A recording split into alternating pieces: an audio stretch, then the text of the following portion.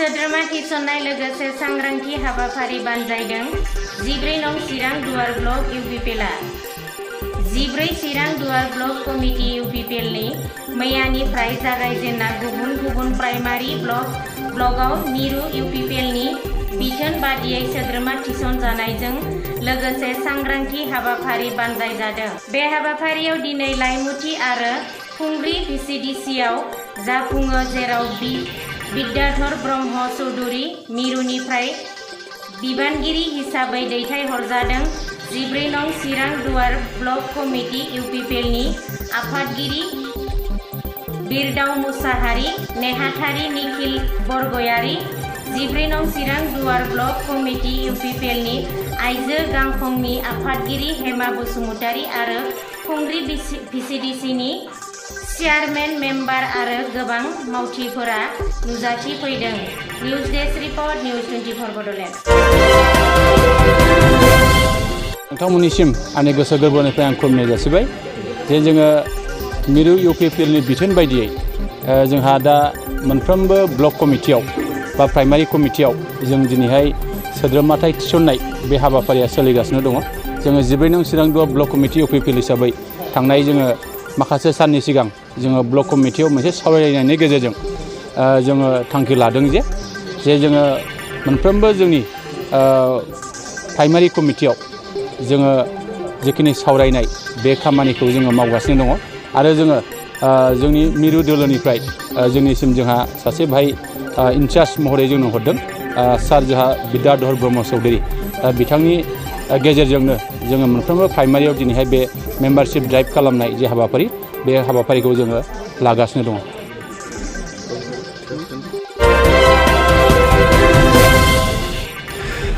गिबियाव रादाब खौरांगिरि बिथांमोननिसिम साबायखर थाबाय। थांनाय 2 आगस्ट खालि चिरां दुवार 14 नम्बर समस्थियाव मेम्बारशिप ड्राइभनि इनचार्ज हिसाबै आंखौ फाथिनायलाय आङो सान्थिपुर ब्लक कमिटि इउपिपिएलनि जे मावख' बे मावख'आव प्राइमारि कमिटिफोरखौ लानानै आरो ब्लक कमिटिनि दैदेनगिरिफोरखौ लानानै मोनसे मेम्बारशिपनि मेल खुंनाय जादों। दा बे मेलनि गेजेरजों बिटिआर जे सरकार बे सरकारनि राजनिति दल इउपिपिएल बे इउपिपिएल हान्जाया मोनसे राजनितिक पार्टि हिसाबै मेम्बारशिप ड्राइभ कालेक्शन खालामनायनि मोनसे हाबाफारि लादों आरो बे हाबाफारिया समग्र बिटिआरनि मोनफ्रोमबो जिल्ला मोनफ्रोमबो ब्लक कमिटि मोनफ्रोमबो प्राइमारि कमिटियाव समानै जादों। बे हिसाबैनो जोंनि जे क'क्राझार जिल्ला, चिरां जिल्ला, बाक्सा, उदालगुरि मोनफ्रोमबो जिल्लायाव बेखौ खालामनाय जादों। बेनि गुबै उद्देश्यआ बेल'नो जे गावबागाव राजनितिक दल हिसाबै गावबागाव मोनसे भारतबर्षनि गणतान्त्रिक नेम बायदियै मोनसे मेम्बारशिप कालेक्शननि सिस्टेम दं आरो बे सिस्टेमै जों दिनै इउपिपिएलआ बेखौ पार्टिनि थांखि बायदियै आवगायलांदों। भारतबर्षनि गणतान्त्रिक नेम बायदियै इलेक्शन कमिशननि बिथोन बायदियै भारतबर्षनि गुबुन गुबुन राजनितिक दला जेबायदि मेम्बारशिप कालेक्शन खालामो थिग बे उसिलायै जोंबो मोनसे गणतान्त्रिक राजनितिक दल हिसाबै इउपिपिएल हान्जाया मेम्बारशिप ड्राइभ खालामनायनि जे हाबाफारि बेखौ जों दिनै लाबाय थादों।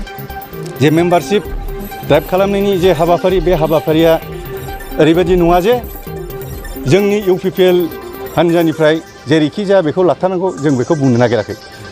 जोंनि सिस्टेमा बेल'नो जे सेन्ट्रेल कमिटिनिफ्राय जाय बिथांमोना सेन्ट्रेल कमिटियाव बिबानगिरि हिसाबै दङ बे बिबानगिरि बिथांमोना 501 थाखा हिसाबै मेम्बारशिप लानांगोन आरो जिल्ला कमिटियाव 201 आरो ब्लक कमिटियाव 151 आरो प्राइमारि कमिटियाव 101 आरो जेनेरेल मेम्बार हिसाबै 21 रां हिसाबै जोङो मेम्बारशिप ड्राइभनि जेनाखि हाबाफारि बेखौ जोङो मावगासिनो दं। नैबे बियाबाव जे गिदिंबाय थादों माबायदि रेसपन्स मोनदों मेम्बारफोरनिफ्राय नोंथांमोननि दोलोनि? 14 नम्बर चिरां दुवाराव जेबायदि आङो नुदों जे बेवहाय इउपिपिएलनि प्रभाबा गोबां दं। थांनाय जेनाखि रुनिकाटा प्राइमारि कमिटि इउपिपिएलनि दैदेननायाव जेबादि रायजो राजाफोरनि मतामत बेखौ आङो गोहोमैनो नुदों आरो बिथांमोना आंजों माखासे मोगा-मोगि सोंनायनि फिननायखौबो आङो होदों जे बिथांमोना बुंदों जे दासिम जोंनि इउपिपिएलनि जेनाखि मेम्बारशिप ड्राइभ बे लेट जादों आरो बे लेट जानायनि थाखाय जों दिनै बे हाबाफारिखौ मावनो हाख'वा जादों। आङो बेखौ सापर्ट होदों जे नंगौ जोंनि जेनाखि हाबाफारि मावनाय बे लेट जादों अब्लाबो जोङो राजनितिक दल हिसाबै जेबायदि मावलांनांगौ बेखौ लेटैब्लाबो जोंहा जिहेथु सम दं 2025 मायथाइयावसो जोंहा मोनसे बिटिआरनि जे बिसायख'थि बे जाहैगोन। गतिके बेनि सिगाङाव जोङो बिटिआर ओनसोलाव थानाय जे 32 लाख जे भटार्सफोर बे भटार्सफोरनि सायाव जोङो खमैबो 20 लाख भटारखौ जोङो इउपिपिएलनिफ्राय कालेक्सन खालामगोन होननानै जोङो इउपिपिएलनि दोलोनिफ्राय मोनसे थिरांथा लादों। बे हाबाफारिनि गेजेरजों रायजो राजानिसिम मा खौरां होनो सानो? रायजो राजानिफ्राय रायजो राजानिसिम बेखौनो आङो बुंनो सानो जे रायजो राजाफ्रा आवगायाव जेबादि राजनितिक दलजों सामलायजादोंमोन बिथांमोना बेनि सोमोन्दै बारा मिथिया।